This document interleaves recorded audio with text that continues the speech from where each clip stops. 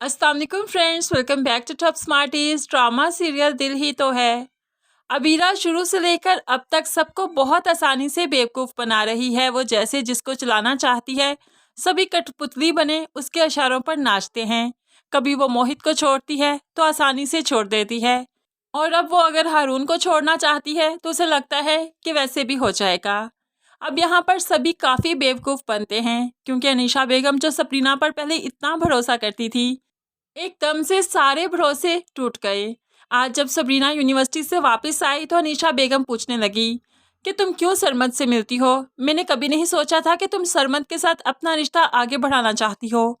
तो सबरीना कहने लगी, कोई खुद जितनी मर्जी ख्वाहिश क्यों ना रखता हो, लेकिन अगर सहारा देने वाला हाथ ना बढ़ाए तो सारी हसरतें दिल में रह जाती हैं।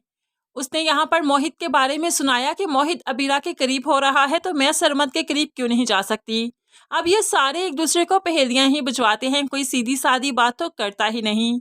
अनीशा बेगम को गुस्सा आया तो वो भी यहाँ से चली गई, लेकिन मोहित किसी भी तौर सबरीना को छोड़ने को तैयार नहीं। सबरीना ने जो इतनी मुश्किल में उसका साथ दिया, ऐसे कैसे मुमकिन है कि जब वो अपने पैरों पर चल रहा है, जब वो बिल्कुल ठीक हो गया तो अबीरा का हाथ थाम लेगा।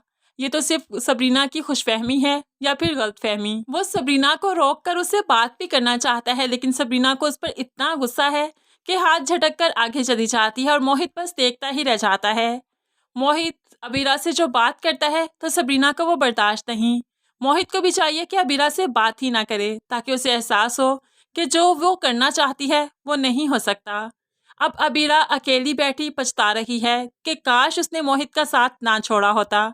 अब जो गिलास अपने पाँव पर लगाया तो खुद ही जख्मी हो गई, तो आज बैठकर सोच रही है कि भला हारून को कैसे छोड़ूं, उससे जान कैसे छुड़वाऊं। और अगर हारून ने इसे ना छोड़ा तो उसने सोच रखा है कि वो इंतहाई कदम उठाएगी, अपनी ही जिंदगी बर्बाद कर लेगी, खुद को ख़त्म कर लेगी।